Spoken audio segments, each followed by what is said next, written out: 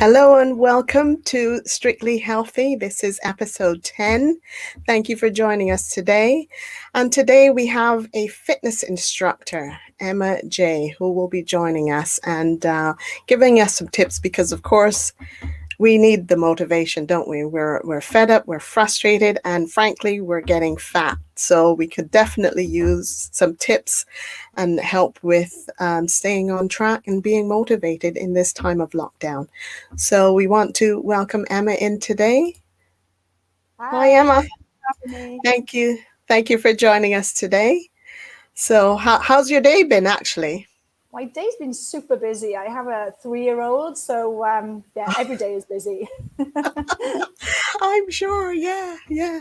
So, for people that don't know you, and could you just give us a little bit of backstory about who you are? So, how you got started, what you're doing, where do you live, those Yeah. types of things. Okay, so my name is Emma, Emma Hopkins, but my business name is Emma J, Lifeshaper. So, I've been in the fitness and health and nutrition industry for the past 15 years. I was always fit. I rode horses as a youngster for Wales, actually for my country, and I ran for the local Harriers. But there was never any money in fitness when I was young. So I went into sales leaving school and earned quite a bit of money. Then all of a sudden I had a really big car accident in 2002, which changed my life completely. So I suffered severe depression after that. I suffered blackouts, migraines. I had a huge scar on my head. And it just changed me, completely changed me. So I went back to learn everything that I know now, really. Okay, so can you tell us a little bit more about this accident, how it happened? Just can you describe a bit about what went on? Very much a day like today, actually. It's very ironic you're actually asking me that. A drizzly, dreary, quite dark, misty day, and I was working for a sales company at the time. And I was sort of an area manager, so I was delegating teams in different areas. So as I was driving back, I was coming down a very steep hill locally. I'd stopped at the traffic. It was about 5, so the traffic was quite heavy, and the guy behind me clearly wasn't looking, and he went straight into the back of me. So I Oh, was in a really small Fiesta at the time, so long ago, yeah. and I'm quite tall, and I had come up out of my seat. So whether his card hit underneath mine, but it propelled me up out of my seat into the rim around the windscreen. Oh, So wow. obviously the seatbelt stopped me going through the windscreen, but instead Right. I went up and I just had a huge hole in my head. So I Oh, could literally see my skull. I oh can't dear. remember from seeing my skull and the blood pumping out everywhere. Can't remember from there to getting in the ambulance, and I must have come around in the ambulance then. So I had 15 stitches in my head. Hmm. I was modelling at the time. I was a professional dancer at the time. So as you can imagine, my confidence went from 100% to 0. Oh, It broke my heart. I couldn't look in the mirror. I definitely couldn't get back in a car. And my modelling and my dancing was over, really, due to lack of confidence, depression, anxiety, those types of things. hmm. And were you sort of unable to walk or anything like that, or? I wasn't unable to walk, no, thank goodness. But what happened was because it triggered migraine with me, so I would black out anywhere. I'd black out in the middle of the street. So if I'd have a severe Wow. migraine, I literally would be violently sick and black out with it. So that could happen anywhere. It's happened in the most embarrassing places. And that went on for about 9 months after the Oh my. accident.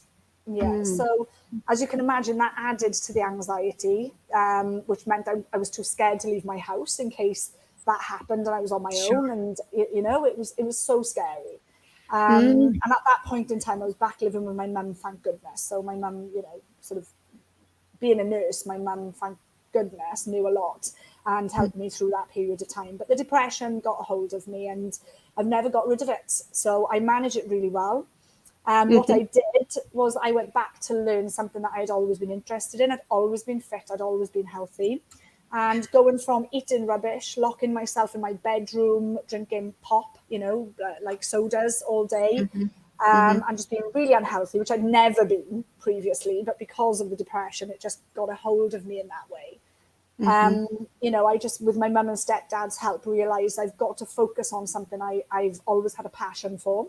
So I Mm-hmm. went back to learn to be a personal trainer, a nutrition How, consultant. I how did long did that take you? Sorry. that took me, well, it took me 9 months to stop having the blackouts, and to even get in a car again, to start Mm-hmm. driving myself. So probably, I think it was about 16 to 18 months before I realised I needed to learn to get myself, interested in something again. I knew I wasn't able to work because of the blackout. So unfortunately, I'd always had really good jobs, I'd always been sort of, a high flyer. Whatever job I had, I'd got promotion very, very quickly. So it Mm-hmm. was a huge, huge impact to my life. I'd always Mm-hmm. had quite good jobs with good money. So I had really nice cars. I had designer clothes. I'd gone from this really nice lifestyle to being stuck in my bedroom eating rubbish all day and just being what I Oh, called a bit of a bum at the time. um, you you know, poor thing. Yeah. yeah, yeah, So, and it was awful. oh, sorry, you were saying something. Just. I was just going to say it was awful. It was a terrible time. Okay.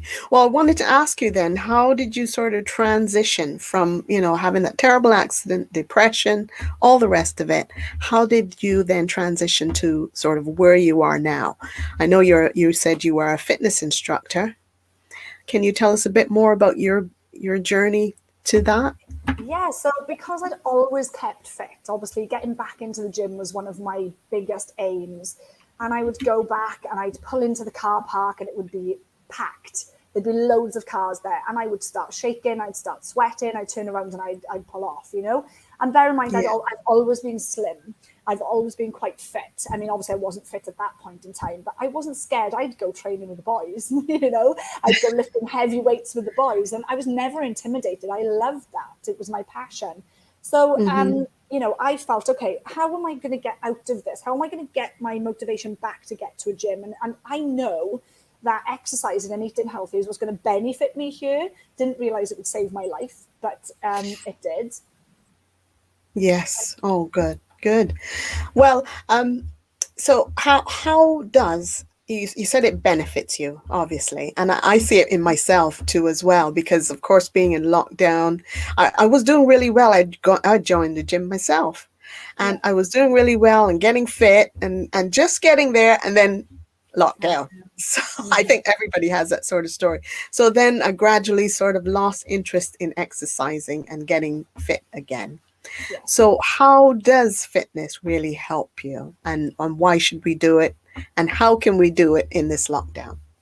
The body is meant to move, isn't it? If you look at our ancestors, you look at the cavemen, our body is meant to climb, to crawl, we're stuck in one position at the moment, and specifically now during lockdown, we're stuck in this seated position on our laptops, on our iPads, on our computers.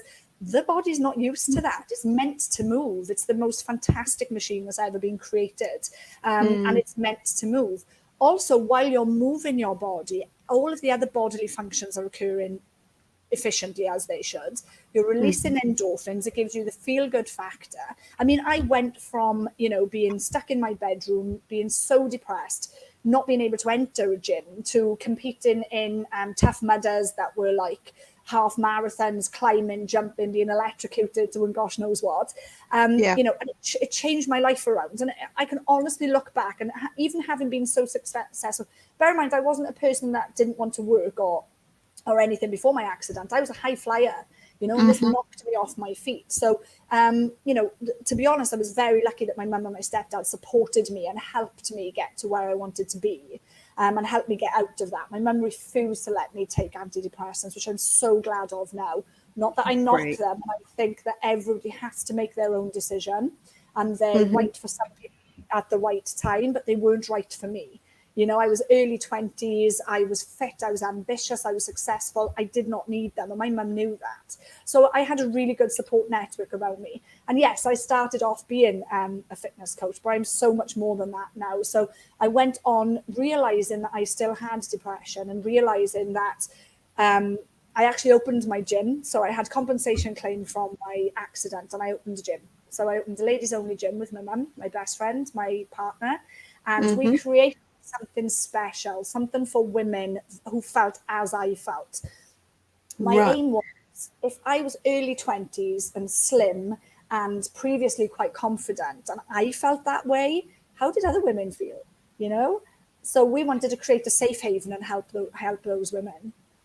Well, right. So the gyms now are closed, as far as I know. Here in the UK anyway, all the gyms are closed. So what can you tell us or share with us as to what we can do, while we're sort of in this lockdown?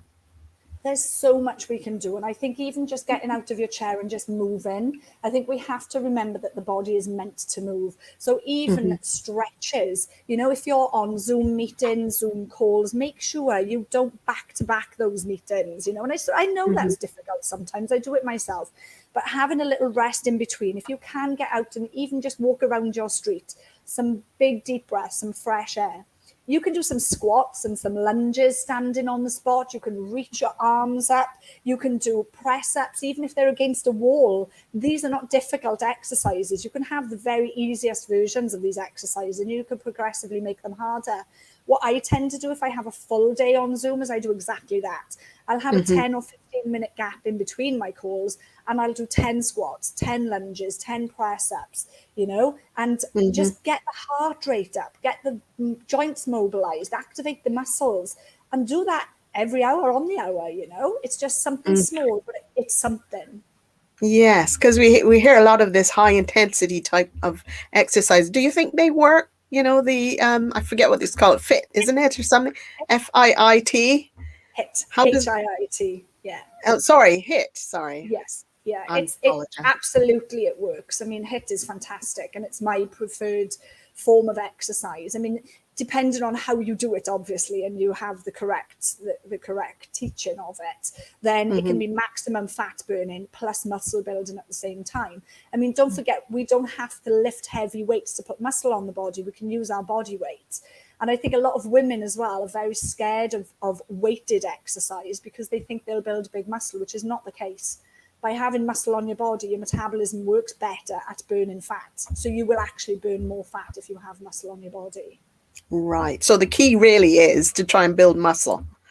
The key is to do the both. So what HIIT does, and specifically if you're using a weight, so the type of stuff that I do is metabolic. So it's metabolic workout. So we have dumbbells in our hands that are quite heavy. They're not huge, but they're as heavy Hmm. as you can cope with and heavy enough that you need to rest quite frequently. So when we're doing what we call hybrid exercises, we're combining cardio plus weights. So you have a maximum fat burning, muscle building effect after the workout. Okay. I'm just going to change tack a little bit here, but we'll come back to your exercise programs and sessions. I'm part of a fibromyalgia group Mm-hmm. on Facebook, and there's so much that can be done. It seems like fibromyalgia is slowly being understood to be a disability. Mm-hmm. And I know there's things that we can do. Of course, there's medication to kill the pain, but besides killing pain, what can we do personally? I mean, I take a supplement that really helps me to dampen the pain down tremendously, so I don't really feel it. But what would you recommend in terms of your programs that Okay, can so help? as I said earlier, I'm actually not just a fitness instructor anymore. I am a life and mindset coach. I practice a lot of nutrition coaching, personal training, but my area of expertise is stress. So actually, this is a great topic for me. I have a lot of clients that have fibromyalgia, and I have treated a lot of people with fibromyalgia. It tends to be developed from extreme stress that hasn't been dealt with properly in life. And that can be stress that you don't even recognize. It can be from illness. It can be stress isn't always emotional. It may be stress of an injury that's having that negative impact on your body. So obviously you're looking at fibromyalgia as quite a huge umbrella. So everybody suffers Yeah. differently through it. But what I would highly recommend is cutting sugar from your diet, because don't forget, Sorry? cutting sugar from your diet. Okay. Yeah, so sugar obviously is an added stress to the body. And what I've found specifically with fibromyalgia is that sugar is a big trigger for it, you know? Oh, Yeah. So when I say interesting. sugar, I mean refined man-made sugar. So things like your cakes, your biscuits, chocolates, those types of things. And even very high sugar fruits, because don't forget the body's not responding positively to that, it's responding negatively to it. Mm-hmm. So stress, the way the brain sees stress, it sees it as threat. So what happens is the brain will lock down on the body. And this is what happens with things like fibromyalgia. The brain will tighten everything. You'll become stiff. You will have poor range of movement. You have pain. And that's the brain's way of saying, stop, slow down. I'm not happy for you to do this. Let's check you in a little bit and Mm-hmm. let's just make sure you're safe. Um, what I practice with my clients that have fibromyalgia is reinitiating the signal in between the nervous system and the brain. So things that you can do is like releasing your joints. So just tiny little pulls on your fingers here, because everything becomes tight. I'm sure, people listening will have found that your fingers become tight, your wrists become tight, your ankles. And just by decompressing through these parts of the body, decompressing through like your wrists, etc., will actually fire up the nervous system. Something that you won't like is a cold shower. But a cold shower does very similar. So that fires up the nervous system. When you become stressed, the brain and the nervous system don't function together properly. So the signaling becomes what we call fogged. So we want to reinitiate that so that you're not in so much pain. You do have more freedom and mobility. Mm-hmm. Mm-hmm. And what do you know anything about inflammation and how that then impacts as well on, fibromyalgia and the fact that we can't do very much and just causing a lot of degradation on the body? Again, inflammation comes from stress of a specific type, doesn't it? So whether Mm-hmm. that is emotional trauma, again, feeding the body incorrectly, if for years and years and years your diet has been poor, then your body hasn't been receiving the nutrients it needs. And again, the body becomes inflamed. The body will react negatively to those toxins, alcohol, all of these types of things, fizzy drinks, the body is going to react negatively to that. So to reduce inflammation, you're looking again at correcting your diet, limiting the sugar intake that you have, and eating a Mm-hmm. lot of sort of anti-inflammatory and antioxidant fruits, vegetables, those types of foods. Going more for your fruits and vegetables than things like your cakes, biscuits, and even things like your white carbohydrates, white pasta, white sugar, Right. white bread. Try and move away from those and go for the whole meal versions instead. Yes, we did an episode recently about what's so bad about bread, and we talked about sourdough bread and how it needs to ferment for a few days, etc. That is and using organic flours as well too, and whole grain flours. That was described as a bread that would be really helpful to us as well. So, What yes, we I do forget hear it. Yeah, what we forget, I think, Linda, is that a lot of food that we buy from supermarkets these days has so many additives and preservatives in it Indeed, that, indeed. we're taking that into our body. And, when you're talking about fibromyalgia, when you keep adding these little stresses to the body, the more you're increasing the inflammation, the more the brain is locking down and tightening the body because it's trying to protect it. Good. Great. That was some fantastic information. I'm sure you've got a lot more to share with us on that. So I'm pretty sure we'll have to have you back to That's great. not only talk about some of the health tips that you're talking about, but also maybe to show us some of the exercises that we can do while we're at home or whatever. Or you might have Absolutely. videos and so on to share. But Absolutely. let's just get on a bit about your business. Can Mhm. you tell me a bit about your well, you're a life coach as well too. Yeah. So can you tell me or share some information more about what your business is about, how it's structured, how it can help, if you have any workshops, Yeah, of events, course. or online courses or something of that nature that you can Yes. offer any of the listeners? Of course. So I sold my gym 2 years ago, and Oh, my business, I created Lifeshaper, which is my business that incorporates everything that I do. Before mm-hmm. lockdown, I was going into businesses, coaching health and well-being and supporting the staff. obviously during lockdown, I've pivoted back to one-to-one and group coaching online. So how I help with my Lifeshaper package is it encompasses everything. So it encompasses the mindset, positive habits, healthy habits. So I coach you through. I don't just give exercises and healthy recipes. The mindset absolutely is the most important. So as I said, stress is my area of expertise. This tends to be my client, somebody that's very stressed. So we get back to basics, and I actually then program the workouts to suit that individual person. What I would say is somebody is really struggling with stress, specifically something like fibromyalgia, just start walking. Don't think that you have to punish yourself with extreme exercise. Walk every day. Take your time. Get the body moving. Mobilize your joints, Get that body moving the way it should first, because don't forget exercise and dieting. I hate that word, but dieting, they're both stresses on the body. So it's about getting it right as well. So my program we've got an online group program, which obviously is a group setting then, and I give a lot of information there. I support my clients. We have a weekly webinar, so I'm giving a lot of information. I'm in a private group every day, whereas if you're a one-to-one client, then obviously it's more specific to your needs then. Because as a person who has fibromyalgia myself, I was struggling with just getting out of bed. The pain was so tremendous. It was difficult to get out of bed, and if you can't get out of bed and you're in pain, you're not motivated. So I hear you about moving slowly, taking your time, and just gently getting into it, like walking, as you mentioned. And stretching, just reaching up, reaching out, allowing your joints to go through their full range of movement.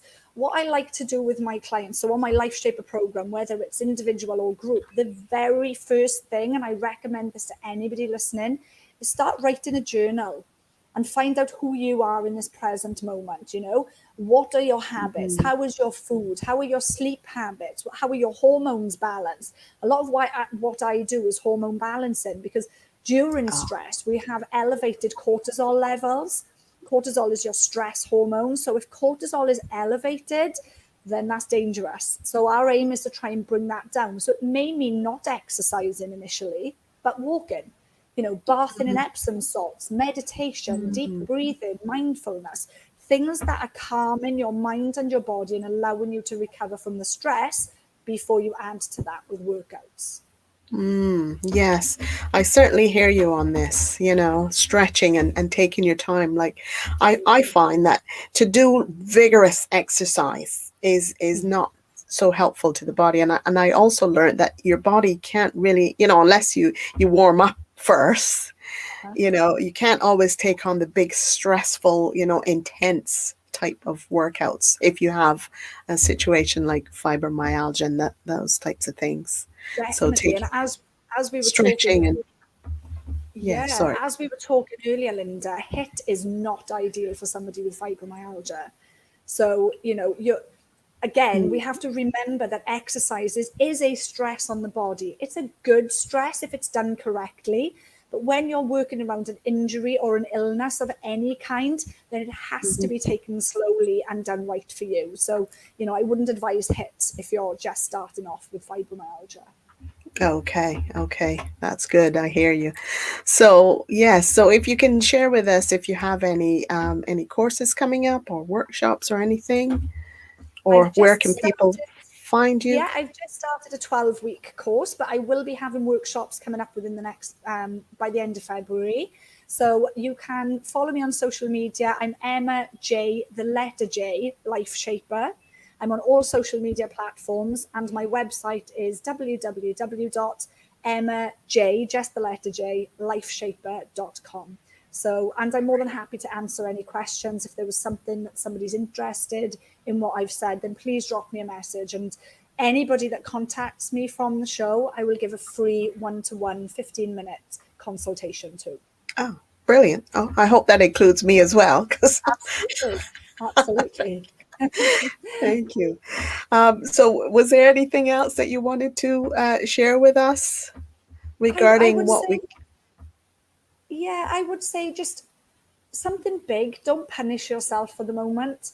The situation that we're in is difficult for all of us. Believe me, I've struggled too, you know. I still have depression. I manage it well, but I know myself and I journal and I recognize what my triggers are. And if you have a bad day because lockdown is getting to you, accept it, but don't allow it to be 2, 3, or even a week, you know, and accept the situation that we're in, because I think we're all too quick to punish ourselves. We're all too quick for self-blame and negative self-talk when we're all amazing individuals. And I think that we need to celebrate our positives, our amazing points and our wins, instead of focusing on what we haven't yet achieved, what we have, where we want to be and we haven't quite got there yet. And I think that we just step back from that. Yes, and I hear you about journaling, but something I found that helps too is I had to outline each day what I was planning to do, just to give myself some routine, because Yes. without the routine, then I just sunk into sort of, you know, I don't know what I'm doing next, and then I don't do anything and I don't achieve anything. But just, you know, writing things down and giving yourself some goals, I Definitely. And find. I'm exactly the same. And I think for 90% of my clients, they need structure, you know. And I mean, a little tip for you then. I know it's difficult, specifically if you have something like fibromyalgia, to get out of bed in the morning. But when Yeah. you have a little routine, you know. So if you need to get up at, let's say, 7, try to get up at 6:30. Get up, wash your face, clean your teeth, just stretch, reach high, reach wide. Just mobilize your body, open your airways, do some big, deep belly breaths, and prepare Breathe. yourself for the day ahead. Absolutely. Fantastic. Some wonderful tips you've provided today for us, Emma. And just share again your contact details for people to be able to get in touch with you and to learn more about your programs that you have coming up, Thank you, please. Linda. It's Emma J Lifeshaper on all social media platforms. And my website is emmajlifeshaper.com. And you can email me through the website if anybody has any questions. Great. So I want to thank you, Emma, for joining me today. And we will definitely have you back because you'll have some great tips, I'm sure, to share with us later on, and some practical tips as well Absolutely. to help to keep us going. So I want to thank you for joining us today. My pleasure. Thank you for having me. You're Thank welcome. you. So that was Emma J. She is a life, well, a fitness instructor and a life coach. And it's Emma J. I think Shaper, I think she said was her title. So we will post this in Facebook as well as provide her contact details and her website, etc., so that you will be able to contact her as well. But please, if you know of anyone that might want to be interviewed on our show, or if you have an idea for the show, please do drop us a message in our Facebook page. Or we're on YouTube as well on ICANN Events. You can find us there. But all the contact details will be left with this video. So thank you for joining us today, and we'll see you next Thursday at 4 o'clock, same time, same place. See you then. Bye for now.